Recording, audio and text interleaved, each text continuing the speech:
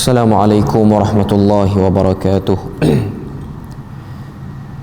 Innal hamdalillah nahmaduhu wa nasta'inuhu wa nastahdihi wa nastaghfiruh wa na'udzu billahi min shururi anfusina wa min sayyiati a'malina. Man yahdihillahu fala mudilla lahu wa man yudlilhu fala hadiya lahu. أشهد أن لا إله إلا الله وحده لا شريك له وأشهد أن محمدا عبده ورسوله يا أيها الذين آمنوا اتقوا الله وقولوا قولا سديدا يصلح لكم أعمالكم ويغفر لكم ذنوبكم ومن يطع الله ورسوله فقد فاز فوزا عظيما. الحمد لله الذي بنعمته تتم الصالحات. ربنا آتنا من لدنك رحمة وهيئ لنا من أمرنا رشدا. اللهم آت نفسي تقواها وزكيها وأنت خير من زكاها أنت وليها ومولاها. Alhamdulillah, syukur pada Allah Azza wa Jalla kerana dengan rahmat dan juga limpah kurnia Allah Ta'ala berikan pada kita kesempatan, dan insya-Allah kita menyambung lagi perbahasan kita daripada Al-Adabul Mufrad karangan Al-Imamul Bukhari rahimahullahu ta'ala. Perbahasan kita daripada bab yang ke-41, iaitu di bawah tajuk orang yang menanggung dua atau satu daripada anak perempuan. Hadis yang ke-76 daripada kitab Al-Adabul Mufrad. قال المؤلف رحمه الله تعالى عن عقبة بن عامر قال سمعت رسول الله صلى الله عليه وسلم يقول من كان له 3 بنات وصبر عليهن وكساهن من جدته كن له حجابا من النار.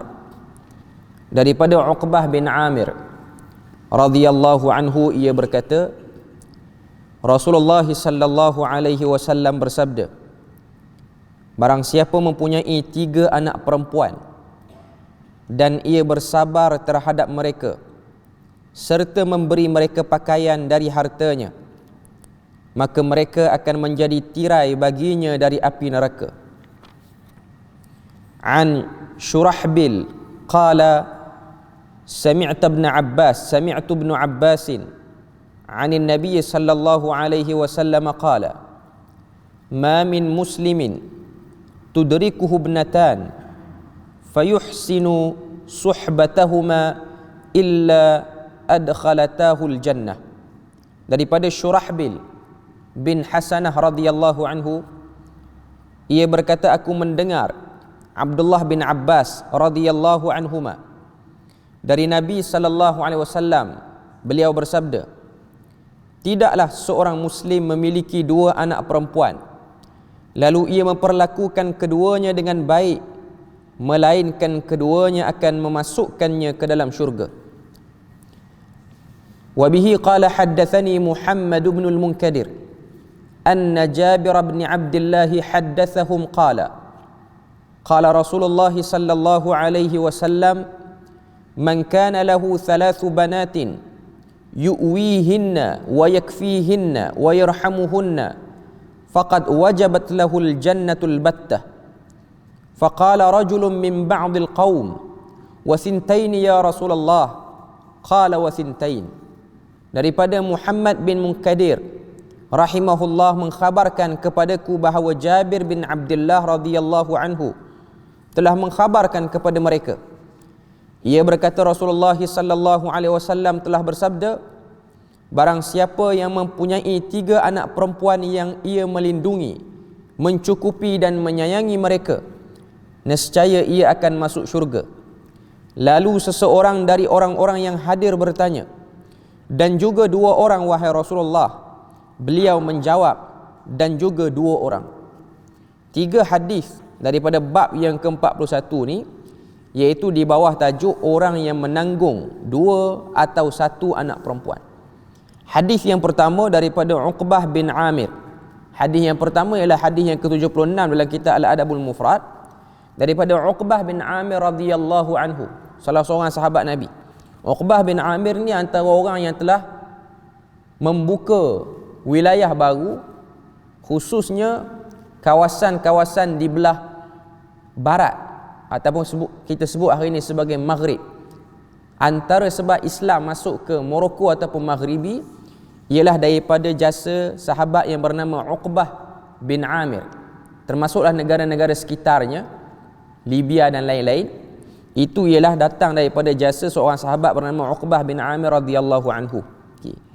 Kata Uqbah bin Amir, aku telah mendengar, sami'tu dengan makna dia betul-betul mendengar daripada Nabi sallallahu alaihi wasallam, lafaz tahdis yang paling kuat dalam periwayatan hadis, sami'tu, iaitu aku mendengar dengan telingaku sendiri.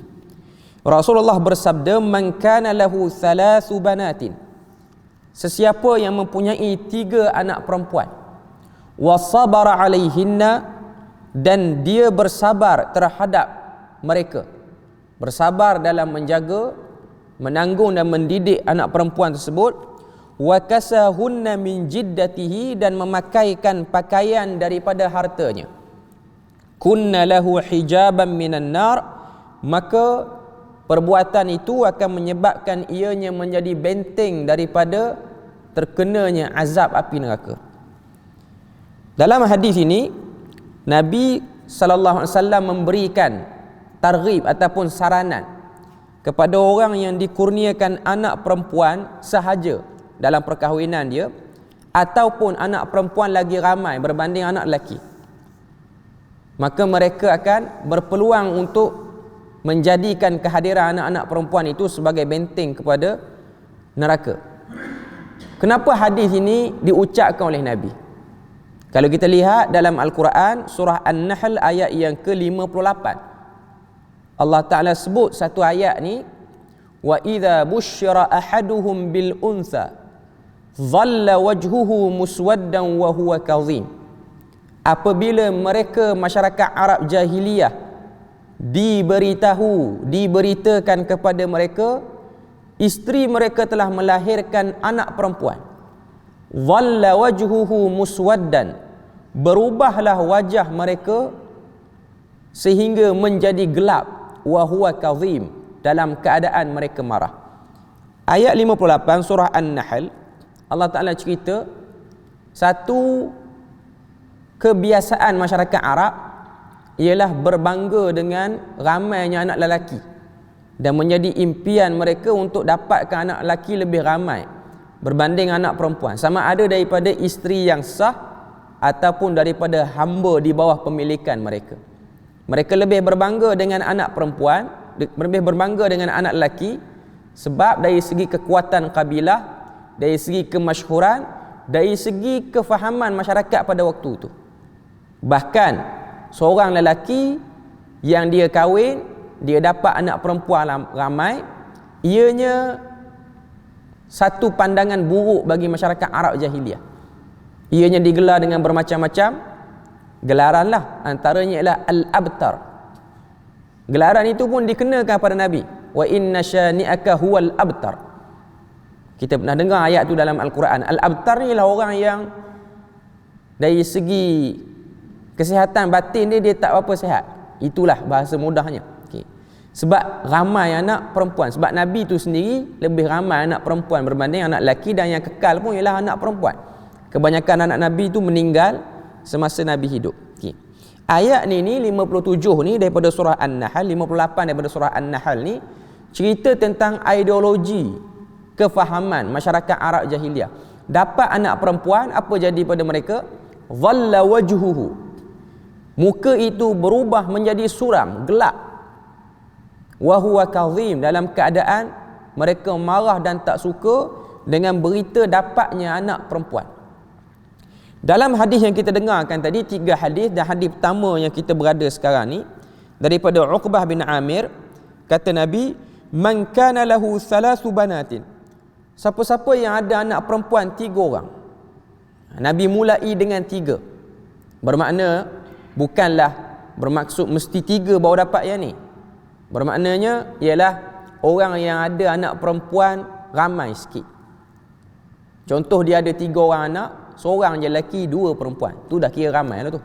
Ramai perempuan, banyak perempuan daripada lelaki. Okay. Yang macam ini, sebab tu kalau tengok Imam Bukhari dia sebut tajuk bab ni, orang yang menanggung 1, 2 atau 1. Walaupun hadis tu mulai sebut dengan 3.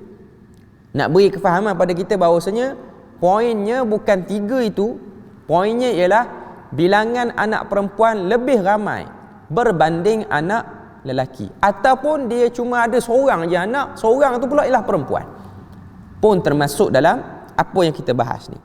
Kata Nabi, man kana lahu 3 banat, siapa-siapa yang ada 3 anak lelaki, anak perempuan, wa sabara alaihinna, dan bersabar untuk menjaga mereka semua. Menunjukkan kepada kita bahawasanya daripada hadis ni Nabi mengisyaratkan menjaga anak perempuan lebih sukar berbanding menjaga anak lelaki. Sebab tuntutan anak perempuan lepas daripada dia kahwin, contoh dia kahwin, dia diceraikan, balik semula kepada mak dan ayah dia. Nanti kita akan pergi ke hadis tu pada bab seterusnya. Okay. Cuma nak fokus pada hadis ni, Nabi kata sabara alaihinna, bersabar dengan karenah. Sabara ni maksud dia apa?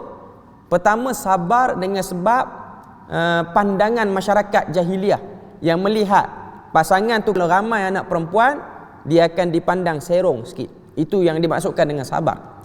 Yang kedua yang disebutkan dalam kebanyakan syarah, sabar kerana menghadapi karenah anak perempuan tu sendiri. Karenah anak perempuan tu sendiri yang berbeza berbanding mengurus ataupun mendidik anak lelaki. Okay. Kemudian dalam hadis ni Nabi kata wakasahunna min jiddatihi, dan kamu pakaikan pakaian kepada mereka semua ni daripada hasil usaha kamu. Jiddatihi dengan makna harta titik peluh kamu sendiri. Okay. Sebab apa? Sebab dari segi realitinya pun nak pakaikan pakaian kepada perempuan lebih banyak berbanding pakaian pada lelaki. Sebab perempuan lagi banyak perlu ditutup daripada pandangan orang. Merujuk pada zaman Nabi pula, pilihan pakaian tak banyak macam zaman kita. Menunjukkan pada kita bahawasanya kalau zaman Nabi dulu, anak lelaki cukup dia hanya ada kain yang menutup daripada bahagian bawah badan ni dah cukup dah. Sebab itu pakaian kebanyakan orang. Cuma hari ni kita ada banyak baju, kita pakai baju lah. Okay.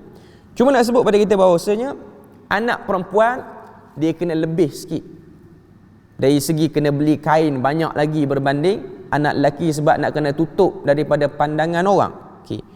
Kemudian kata Nabi, di atas kesabaran itu, di atas orang kata apa, nafkah yang dikeluarkan lebih, kata Nabi, kunna lahu hijaban, sebagaimana kamu menutupi anak perempuan kamu dengan kain sehingga tidak dilihat oleh ajnabi, orang-orang asing, sehingga ia tidak menjadi punca fitnah kepada masyarakat, maka begitulah juga akan menjadi anak perempuan itu benteng kepada kamu untuk tidak dihumban ke dalam neraka.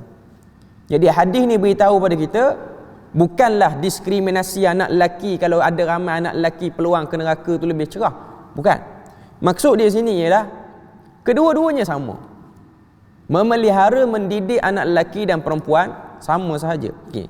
Cuma Nabi sebut benda ni ialah Nabi nak buang satu kefahaman masyarakat Arab jahiliyah bahawasanya kalau ramai anak perempuan, satu benda yang hina, satu benda yang tak beri apa-apa manfaat.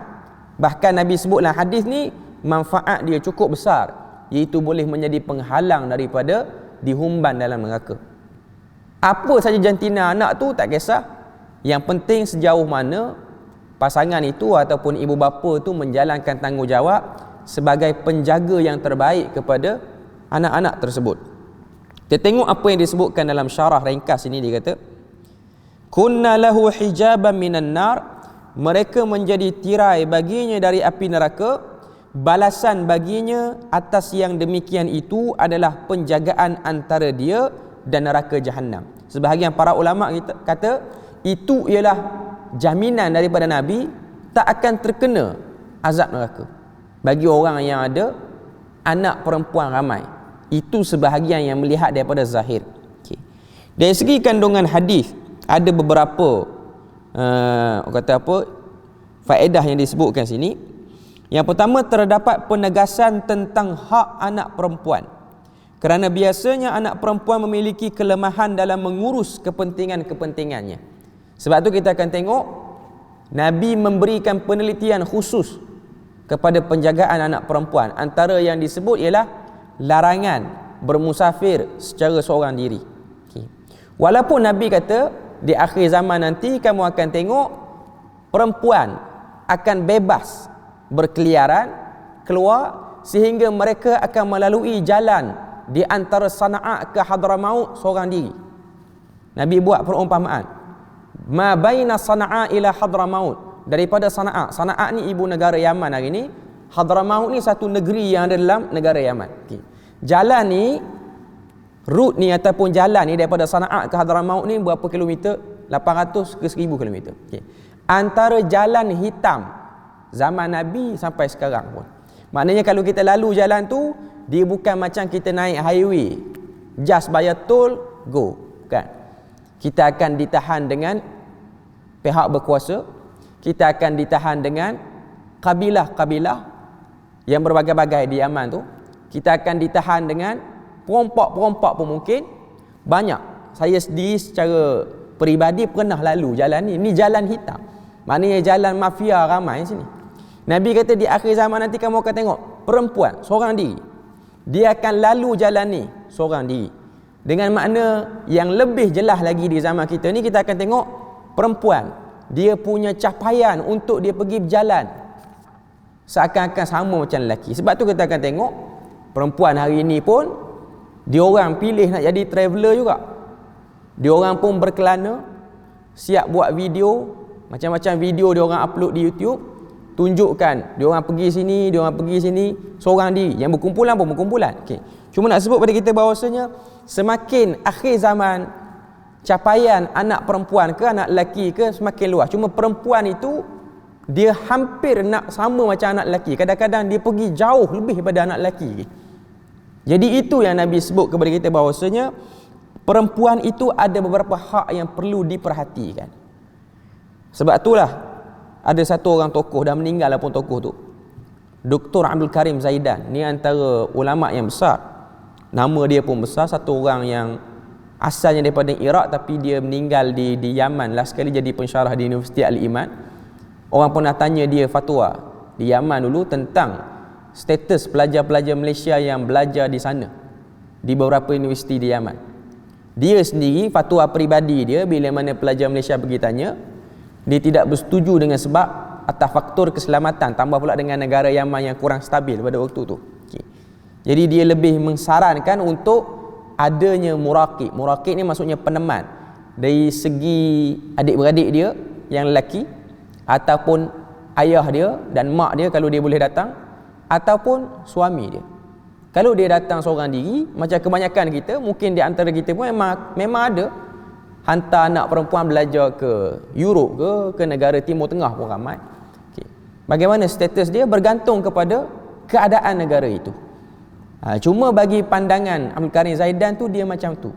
Dan dia macam agak emosi. Saya pada waktu saya ada, waktu orang tanya soalan pada dia, ujung soalan tu dia sebut kepada Persatuan Pelajar Malaysia ni, dia kata, alaisa minkum rajulun rasyid, tidak adakah lagi lelaki-lelaki cerdik di negeri kamu sehingga nak kena hantar seorang diri membahayakan diri di sini. Dia macam emosi sikit lah bila mana ditekan, beritahu lagi suasana orang Malaysia ni hantar anak luar negara, perempuan apa semua. Dia macam kurang setuju. Tu pandangan peribadi dia. Okay. Dari segi peribadi dia lah. Okay. Cuma nak sebut pada kita bahawasanya itu ialah bab yang Nabi sendiri telah beri isyarat, dan Nabi pun sebut di akhir zaman nanti kuasa capaian perempuan tu lebih luas juga kadang-kadang. Keutamaan memberi nafkah dan berbuat baik kepada anak perempuan. Itu yang kita boleh tengok daripada hadis tu.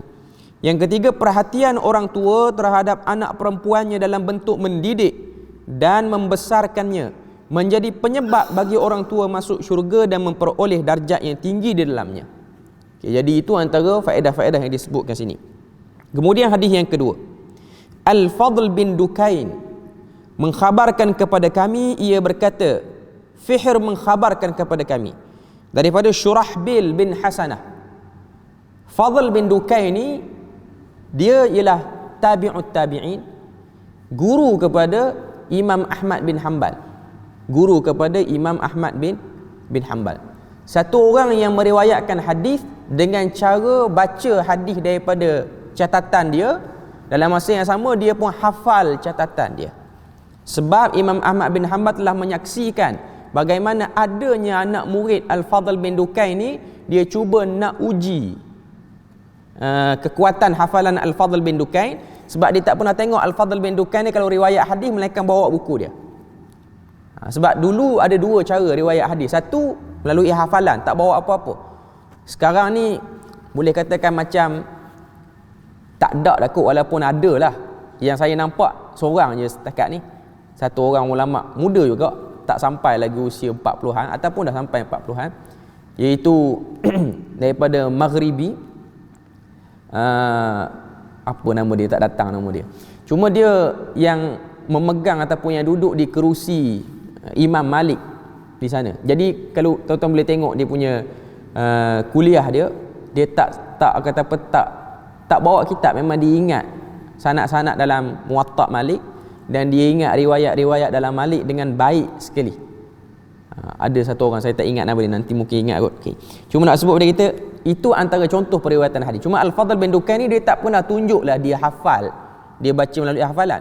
Tapi ada satu orang kawan Imam Ahmad ni, dia cuba nak test hafalan guru dia dengan dia tulis hadis-hadis dengan sanad yang bercampur, maqlubatul asanid, dia selitkan dalam buku. Sebab buku dulu bukan buku yang dicetak macam kita ni, dah diikat, dah siap-siap tepi. Buku dulu tu memungkinkan untuk orang masukkan lagi kertas lain. Jadi bila mana dia masukkan kertas tu, Al-Fadl bin Dukain buka helaian lembaran itu, dia perasan hadis ni bukan yang dia riwayat. Jadi dia cam, siapa yang buat benda ni? Yang buat benda tu ialah satu orang kawan Imam Ahmad bin Hanbal yang cuba nak test guru dia. Cuma Imam Ahmad dah beritahu, kalau kamu tak buat lebih baik. Sebab Al-Fadl bin Dukain ni seorang yang garang, cengih orang dia. Bila mana dia aim kawan tu, dia tengok Imam Ahmad dengan satu orang tu, dia kata kalau yang ni mustahil. Mana muka Imam Ahmad ni mustahil lah nak buat benda ni. Kalau yang sebelah dia mungkin. Apa yang dia kena, kawan dia kena terajang dengan Al-Fadl bin Dukain. Cuma saya tak ingat nama dia. Yang kawan dengan Imam Ahmad tu pun tokoh yang besar dalam hadis. Tokoh yang besar dalam. Cuma dia ada sikap perangai nakal sikit. Okay. Seterusnya kita tengok hadis yang kedua ni, Syarhabil bin Hasanah. Dia kata aku mendengar Abdullah bin Abbas. Syarhabil bin Hasanah ni sahabat Nabi. Dia dengar daripada Abdullah bin Abbas, Nabi kata, "Ma min muslimin tudrikuhu binatan." Tidaklah seorang muslim yang memiliki dua anak perempuan lalu ia memperlakukannya dengan baik. Hadis ni lebih ringkas berbanding hadis daripada Uqbah bin Amir tadi. Fayuhsinu suhbatahuma, kemudian memperelokkan suhbah. Tengok Nabi sebutlah hadis ni dia lebih kepada ayah sebenarnya berbanding mak. Okay. Nabi kata fayuhsinu suhbatahuma, kamu perelokkan hubungan kamu dengan anak perempuan. Suhbah ni mai pada perkataan sahibah dengan makna berkawan. Sebab tu sahabat keluar pada perkataan sahibah. Suhbah itu ialah perbuatan berkawan. Okay. Bila mana anak perempuan sudah mulai meningkat usia remaja, keinginan dia untuk bersosial tinggi. Sebab tu kita akan tengok zaman sekarang ni dia pilih untuk aktif di media sosial sebab dia nakkan perhatian. Itu memang lumrah bagi seorang perempuan pun. Dia nak orang collaborate dengan dia. Okay. Jadi antara orang yang paling terbaik collaboration yang dia boleh buat ialah dengan ayahnya. Dengan ayahnya. Okay. Sehingga menyebabkan dia tidak lagi berminat untuk menjalinkan apa-apa hubungan dengan lelaki-lelaki lain. Itulah antara sebab masalah sosial hari ini. Bila mana ayah tidak memberikan suhbah yang terbaik dengan anak perempuan, akhirnya dia mencari perhatian lelaki lain. Itu ialah masalah yang kita jemput. Sebab tu satu benda yang kita kena sedar dan kita kena jelas, apa masalah anak-anak perempuan ni dia suka cari boyfriend dia ke apa. Masalahnya bukan kerana dia tu nakkan boyfriend, dia ingin mencari kekosongan. Itu memang benda yang memang ada. Terutamanya usia belasan meningkat pada usia 20-an. Dari segi psikologi pun benda tu disebut. Okay. Sebab tu kalau tengok di Eropah baik, di negara Arab baik, hubungan ayah dengan anak perempuan dia rapat. Tujuan ni lah untuk membendung problem ini. Okay. Jadi kepada ayah-ayah dia tak boleh bersifat jaf ataupun bersifat gersang dengan anak perempuan. Sebab itu akan menyebabkan dia rasa kosong dalam diri dia. Akhirnya dia memilih mencari orang lain untuk memenuhi kekosongan itu, sehinggalah dia mengambil pihak ketiga yang bukan mahram dengan dia untuk dia mendekatkan diri. Jadi itu yang jadi problem dia. Sebab tu kalau tengok di negara Arab, keluar dengan ayah bagi anak perempuan itu ialah benda yang normal. Benda yang normal. Sebab itu ialah ingin mengelakkan diri daripada buat hubungan dengan lelaki lain, terutama lelaki yang bukan mahram. Sebab tu Nabi sebut fayuhsinu suhbatahuma. Hadis Nabi ni kalau kita tengok, walaupun Nabi ni dia bukan ahli psikologi, bukan ahli sosiologi, Nabi bukan. Tapi bila mana Nabi keluarkan perkataan, inilah yang disebutkan dalam Quran, wa ma yantiqu anil hawa. Perkataan tu tepat dari segi ilmu psikologi dan sosiologi. Bila mana Nabi kata perempuan yuhsinu suhbatahuma, bukan hanya kamu bagi makan, kamu bagi pakaian cukup, antara yang kamu kena bagi ialah suhbah, pergaulan yang terbaik. Maknanya bila mana dia dah masuk usia lepas pada dia balik, cara kita berkomunikasi dengan anak perempuan tak sama macam sebelum dia balik. Dia perlukan lebih empati yang dalam, lebih mendengar suara-suara kata apa, dalaman dia, sehingga itu akan mengelakkan berlakunya masalah-masalah seterusnya. Kata Nabi saranan kepada ibu dan bapa, khususnya bapa, illa adkhalatahul jannah, melainkan keduanya akan dimasukkan ke dalam syurga. Okay. Jadi dalam hadis ni kita boleh tengok membesar, mendidik dan membuat baik kepada anak perempuan itu ialah asbab turunnya rahmat Allah. Salah hadis ni. Okay. Kemudian hadis yang ketiga yang terakhir, habis selesai bab yang ke-41 kita ni, daripada Muhammad bin Munkadir. Muhammad bin Munkadir ni seorang tabi'in. Dia sempat dengan Imam Malik bin Anas. Imam Malik bin Anas mengagumi kehebatan dia, fiqh dia. Sebahagian riwayat mengatakan dia daripada fuqaha us-sab'ah, 7 orang faqih yang ada di Madinah. Okay.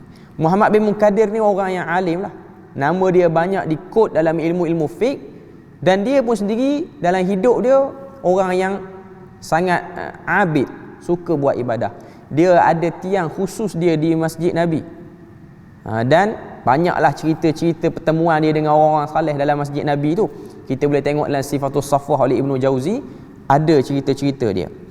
Kata Muhammad bin Munkadir, anna Jabir bin Abdullah, Jabir bin Abdullah, salah seorang sahabat Nabi, Jabir bin Abdullah, haddathahum qala. Jabir ni beri hadis ni kepada mereka, iaitu kalangan tabi'in. Qala Rasulullah, kata Nabi, man kana lahu 3 banatin, barang siapa yang mempunyai 3 anak perempuan, yu'wihinna. Yu'wihinna maksudnya memberikan tempat tinggal yang terbaik, iaitu pengasingan ruang. Anak perempuan dia tak boleh disamakan dengan anak lelaki. Dia kena ada ruang dia khusus. Kalau kita ada ramai anak perempuan, bolehlah kita nak kongsi, orang kata apa, 1 bilik 2 orang ke apa semua, benda tu boleh. Tapi kalau nak kongsi bilik tu lelaki dan perempuan, benda tu tak boleh. Okay. Sebab tu ada setengah-setengah masyarakat dia memberikan perhatian khusus dalam bab ruang kepada anak perempuan. Antara masyarakat Melayu yang sangat mengangkat perempuan ialah masyarakat Minang, orang Minang. Saya pernah pergi ke Padang dan kita tengok rumah orang Minang ni, dia ada banyak bilik-bilik khususnya untuk anak perempuan, dan dia buat di tingkat atas lebih banyak. Tujuan ni lah untuk menjaga kehormatan. Sebab tu kita akan tengok orang Minang dari segi datang bekerja ke negara orang, nak jadi bibik ke apa, tidak ada. Itu suku lain. Suku Minang tidak ada. Sebab tu dalam masyarakat Minang dia ada adat perpatih. Adat perpatih ni ada 2 version. Version yang di Malaysia tu bukan asal daripada pengamalan di sana. Adat parti ni tujuan ni lah untuk menjaga kehormatan perempuan dengan diorang wujudkan satu sistem, dia panggil sistem harta tinggi, untuk menjaga perempuan tu kalau dia diceraikan, kalau dia kematian suami apa-apa semua, maka di situlah untuk tempat dia, orang kata apa, dapatkan bahagian dia lah, kesenangan dia. Macam pencen lah kot, tapi adalah sistem ni. Kita bukan nak cerita yang tu panjang, cuma nak kata dalam masyarakat Melayu ada orang macam ni. Cuma yang sampai kita dengar lebihkan dalam bab wasiat tu yang dah over di akhir-akhir ini. Sebenarnya pengamalan dia tidak seperti itu pun. Wa yakfihinna, dan Nabi kata mencukupi kepada anak perempuan itu, wa yarhamuhunna, dan rahmati mereka, iaitu perbaikan pergaulan dengan mereka. Faqad wajabat lahul jannah albattah, kata Nabi, maka orang itu pasti akan masuk syurga. Pasti, albattah tu maknanya memang akan masuk macam-macam mana pun. Faqala rajulun min ba'dil qaum, kemudian datang, bangun satu orang lelaki daripada majlis Jabir itu, daripada majlis Nabi itu, dia pun tanya, wasintain ya Rasulullah, bagaimana kalau dua orang anak perempuan ya Rasulullah? Nabi kata wasintain, dan seterusnya lah. Makin ramai anak perempuan, maka kita akan dapat benda tu. Kandungan hadis, manfaat dia, yang pertama, hak anak perempuan lebih ditekankan daripada hak anak laki-laki. Anak lelaki dia kurang sikit penekanan, kerana lemahnya perempuan dalam menguruskan kepentingan-kepentingan dalam mencari nafkah, berperilaku dan berpendapat. Sebab tu kalau kita tengok dalam satu hadis, Nabi sebut tentang realiti perempuan ni nisful junun. Pada diri perempuan ni dia ada separuh daripada kegilaan. Gila tu maksudnya gila lah. Orang perempuan ni, bukan kata orang perempuan semua gila, cuma Nabi sedang beri kefahaman bahawasanya orang perempuan dia nak mengurus emosi dia tak sekuat seperti orang lelaki. Bukan Nabi sebut dalam hadis tu sahih riwayat Imam Ahmad. Hadis tu bukan Nabi kata orang perempuan ni ada penyakit mental. Mental ni semua orang ada, lelaki ke perempuan ke, mental ni macam-macam. Orang Malaysia ni makin PKP, makin kena Covid, lagi banyak orang sakit mental. Cuma mental yang teruk dengan tak teruk je, semua ada. Pegawai atas ke bawah-bawah ke, semua ada. Ustaz ke penceramah ke, dia ada mental dia, cuma mental yang berbagai-bagai. Kita jangan ingat orang sakit mental ni lah orang yang duduk Tanjung Rambutan je. Orang yang duduk di jabatan-jabatan pun ada je yang sakit mental, tapi mental yang sikit ataupun banyak. Cuma Nabi sebut dari segi emosi dalam hadis tu, bukan junun dengan makna gila, sakit mental tu. Okay. Seterusnya yang kedua, Allah akan memberi tiket syurga kepada orang tua yang menanggung dan dengan mengasuh dan memperhatikan kedua anaknya. Kesemua tiga-tiga hadis yang kita dengarkan tadi, memang Nabi memberi saranan adanya balasan syurga kepada mereka. Okay. Jadi sebagai kesimpulan akhirnya, sekiranya kita seperti mana yang disebutkan dalam hadis ni, Allah Ta'ala beri pada kita ramai anak perempuan ataupun anak tunggal perempuan, maka janganlah rasa lemah, janganlah rasa rugi, bahkan itu juga ialah peluang untuk mendapat syurga Allah dan rahmat Allah. Jadi rasanya setakat itu saja kita punya perkongsian pada pagi ini. Moga Allah Ta'ala beri rahmat dan berkat. InsyaAllah kita akan jumpa lagi pada 2 minggu lagi. Subhanakallahumma wa bihamdika asyhadu an la ilaha illa anta wa astaghfiruka wa atubu ilaik. Wassalamualaikum warahmatullahi wabarakatuh.